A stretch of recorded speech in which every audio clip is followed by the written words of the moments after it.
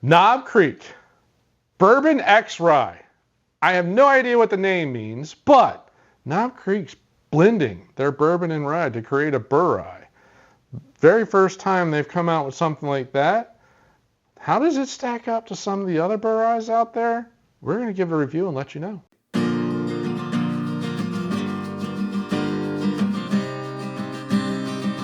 Welcome back to Exploring Whiskey. On this episode, we're going to be sampling a new limited release out of Jim Beam. Yeah. Knob Creek Bourbon Rye. Bourbon X Rye, if you will. I Yeah. guess. So one limited release. That's going to be very interesting because they say this is a one-time release. They do. I went like that because they said They've said that about a couple other things. The So maple, yeah.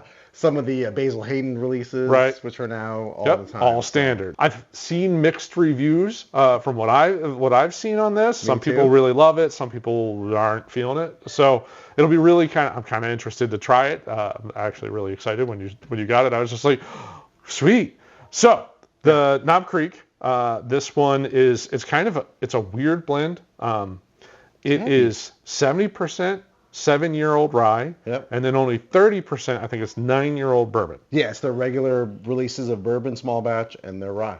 Except for the proof. Yeah, right. So both of those are 100 proof. For is the 9-year 120? I think it is 120. So somehow I think that blends to 113. That's what this is. This is 113. The cool part is for a Bourye, which as a category I would probably say was started as like High West was probably the first company to like really market a Bourye. I for some reason forgot all about that one. That's like the super that became super popular, hard to find. Right. Really pricey, Yeah. like $90 to $100. If you're finding that for MSRP, this is $45. Yeah. They stopped making yeah. that Bourye, then they came back out with it. Right. Another one is the Lost Monarch. Yes. The Redwood right. Empire, and then the other one I remember Not was really well was not the Redwood Empire, the other one, right? No, yeah, Redwood Empire, the Lost Monarch. It's the blue label Right. one. Sorry, I was There was getting that also the backwards. Nassif family out of Cat's Distillery. Okay. Nassif Family Reserve. That was one of the other ones that's very hidden on the back. It's 107 proof Bourye as well. Oh, I did not realize that was a Bourye. Yeah. All right, so let's crack into this guy. Let's see what we got. So, Good respectable Was it proof on that. super annoying? How we hate that. The only thing, it was a little hard to once it started, it was very easy to get off. Okay. But the whole top came off of the cork, as you see, so it was pretty clean. Okay. That's one of the biggest issues with opening a Knob Creek is the wax that they use sauce. Sometimes it's soft, sometimes it's super hard and brittle and just shatters. And shatters and breaks off in pieces, and it's a freaking mess sometimes. So Nice caramel color going on there. yeah, but I can already smell the spice. Smell the spice. Yeah, the spice is really coming off kind of crazy on that. That is peppery with a nice sweetness to it. Yeah. But pepper forward. Pepper, sweet. And I get corn, though, too, because there's a lot of corn in this. Because their mash bills, because their rye mash bill is like a barely legal one, right? It's a 51. Secret. Yeah, they don't really release or something. it. Yeah, Beam doesn't release it, but it's apparently over 51. Yeah, it's a barely legal rye, so it's yeah, not a pepper. 95.5 by any means. Pepper.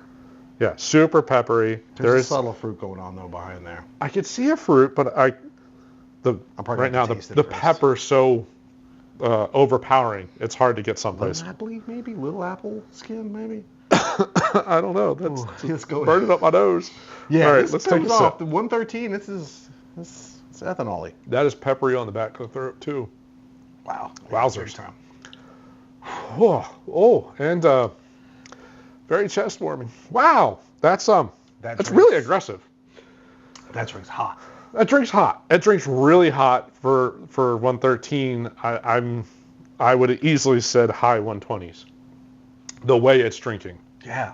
There's the rye spice on the back. Rye spice There's is some just honey sitting back sweetness. there. I missed a lot of the sweetness. I kind of got like that was a little overpowering on the rye. Yeah. Mama smacked me across the face. The pepper, it's interesting. I really like that. So I would be really interested with that as a cocktail. Yeah. Like something with a little bit of sweet vermouth or a little bit of a simple syrup to it that would just kind of take the edge off that, but still have a nice pepper spice in it. Good Manhattan, good black Manhattan. Black Manhattan. If you wanted to ramp it up, we could even do the hot honey or Manhattan, like I was telling you. That would be so hot.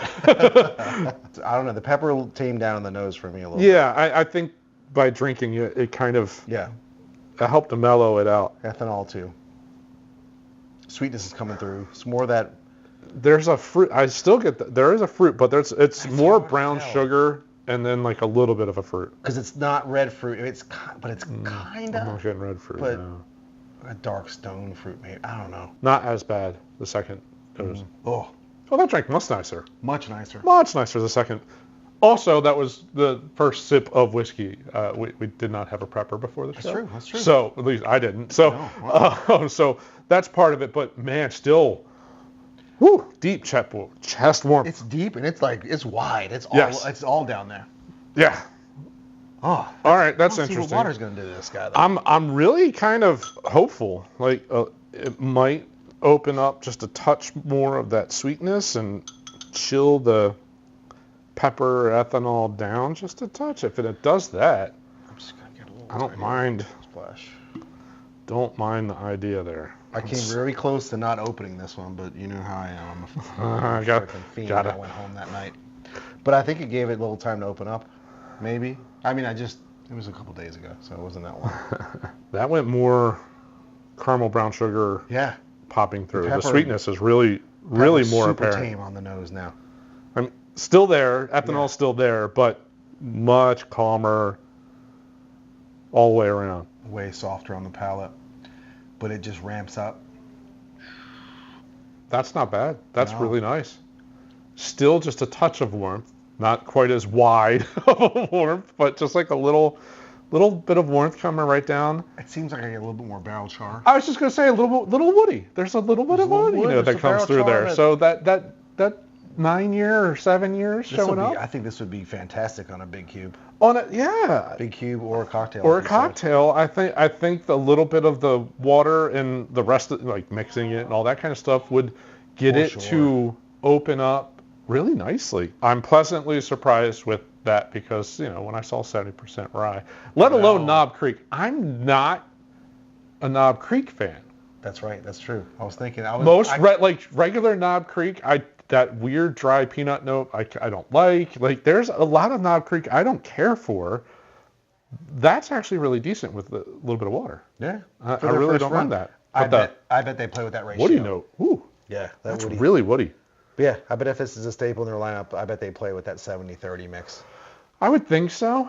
Because, if you got it, if it were 65-35, how much experimentation did they do before they bottled it? Right. That would be the first question mark. But I totally think there's some dialing that would really work into this. But yeah, that pepper and that barrel char just lingers in my mouth. It really does. And that's it.